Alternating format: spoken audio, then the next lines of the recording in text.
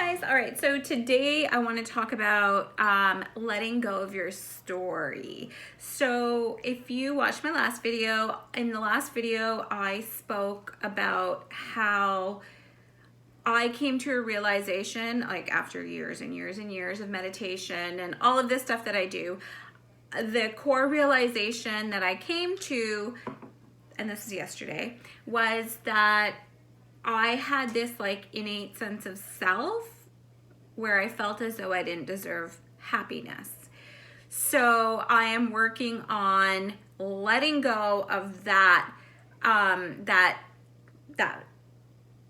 wherever it developed that I didn't deserve happiness deep in my subconscious mind. I'm working on it. So today I want to talk about how important it is to release your old stories. That is part of the work that you have to do in spirituality. So we all have a story, which is fine. I'm gonna just put my face stuff on while I talk. We all have a story, which is great, that's fine. The problem with the story though is that a lot of us get attached. And everything I'm saying or I say on this vlog is through personal experience. So there was a time where I was completely attached to my story. I was attached, right from the get-go, right from when I was like from nursing school. I remember one time someone asked me, yeah, but who are you besides a nurse? And I couldn't answer that question. Who are you besides being a wife or a daughter or a mother or a sister? And I could not, because those were the stories that I had told myself. That's who I was. So it wasn't until recently, and when I say recently, probably the last year and a half, 2 years maybe, where I have really been working on releasing my story. And the way you can release your story is forgiveness. And I've said this before, I'm not gonna ever stop saying it because that's what worked for me. It's to know that your story really shouldn't hold any value. And I know that's easy to say, but trust me, I've been through it.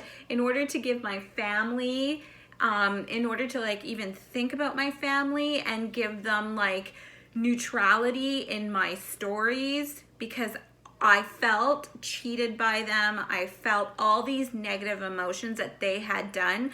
But in reality, what I have been doing is playing victim. It's okay to realize that or feel wronged. I think that's fine. But then once you feel those emotions, like I always say, anger is okay, because anger is like that first little bit of energy within us that wants to come out. But the bad part is when you hold on to that anger. That's the silent killer. That is what causes stress, and stress kills us. That is the leading cause of death, is stress, because stress creates disease. Okay, so once you feel that anger, that's okay. Just don't stay victim to the anger for too long. And when I say for too long, I mean think about it and release it right away almost. And the only way you can think and release is if you can understand the other person's perspective and know that they did the best that they could at the time of your experience with them. Maybe they didn't. Most often, they don't know any better themselves. They are working through their own shit, and they're doing what's easy for them or what is learned behavior from their past, and they're doing it onto you. Once you know that, and your body, what happened with me, once I knew that, my body started forgiving. Not just my mind, but I didn't realize how over the years, how tight I had become from the anger. And I didn't realize all the wrong decisions that I was making, but they were out of anger, because I was for so long with my family, I was pushing them away, I mean, I did do that to protect myself. Till this day, I still don't talk to them, and I'm in a happy place, but I fully forgive them, fully, and I understand that nobody knew any better at the time. But what I was doing to go back was I was holding on to that anger so much, and I did play victim for a long time, where my body was holding on to it. And once I released it, like you come to a point of neutrality where you don't, like, you love them, but they still have their title as mom, brother, sister, whatever, but you don't relate to the title anymore. So you actually come from a place of neutrality, and that is where you want to be. You want to come to the situation from a place of neutrality. Once you come to the situation from a place of neutrality, you don't feel too much love and you don't feel too much hate. You just know that it just was. And to come to that place of neutrality, though, just know that you will go back into victim mode. You'll go back into anger. That's okay. You're not going backwards when you go.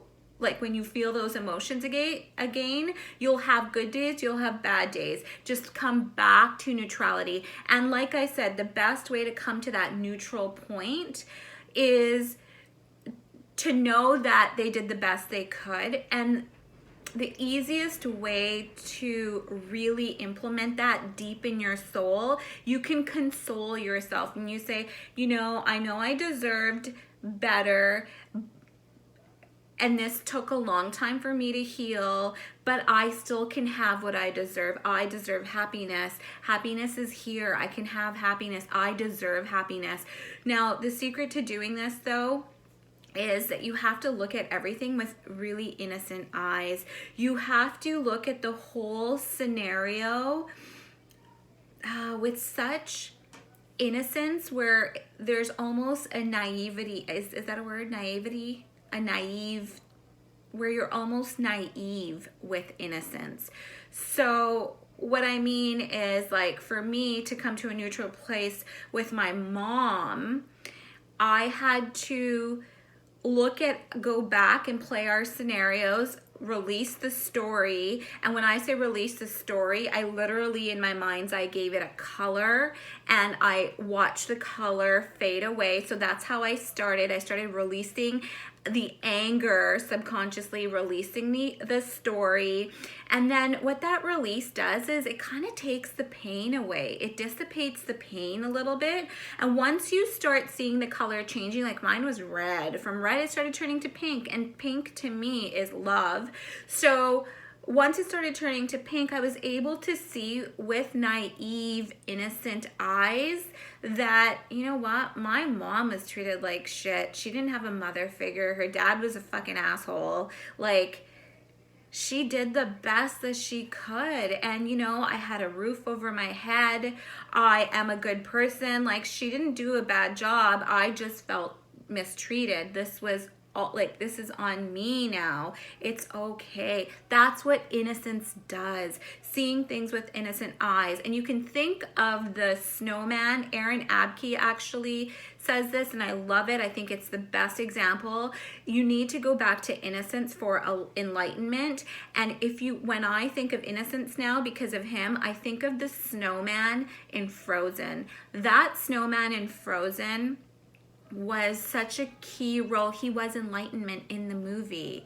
And the reason he was in enlightenment in the movie is because he looked at the world with naivety, in innocence and naive eyes. Even in that scene where he's melting from the sun, he's just enjoying the sun. He has no idea that he's dying, but he's just enjoying the moment. That's how you have to look at your past stories, and that is the best way to begin release. I can do more release talks because I'm in it right now and I'm doing it. So just message me if you have any questions, personal questions, and I will do my best to answer them. Love you guys. Bye.